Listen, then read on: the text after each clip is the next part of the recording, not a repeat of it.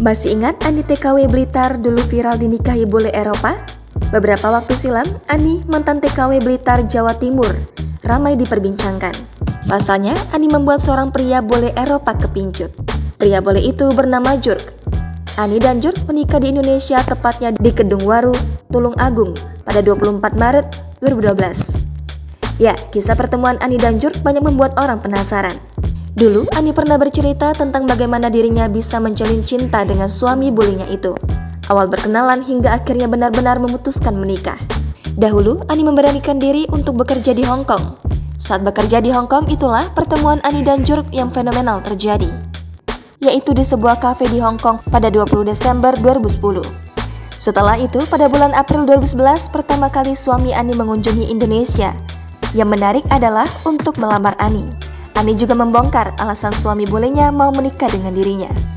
Suaminya langsung mengutarakan alasannya, yakni terkait sifat dan karakter Ani yang lucu. Dan akhirnya pada bulan Maret 2012, Ani dan Jurk melangsungkan pernikahan keduanya secara adat. Kini setelah menjalani pernikahan lebih dari 10 tahun, kehidupan Ani membuat banyak orang terkagum. Di media sosialnya, pantauan tribunjatim.com, Ani mantan TKW Blitar memang sudah sangat berubah nasibnya. Jika sebelumnya hanya bekerja sebagai asisten rumah tangga atau TKW, ia kini bertanggung jawab penuh terhadap keluarganya. Ani, mantan TKW Blitar, memiliki gaya hidup bak sosialitas saat ini. Punya 2 orang anak, Ani terlihat sangat menyayangi anak dan suaminya. Dalam akun YouTube Ani, Ibu RT Australia, ia membongkar kegiatan selama ini mengurusi anak-anaknya.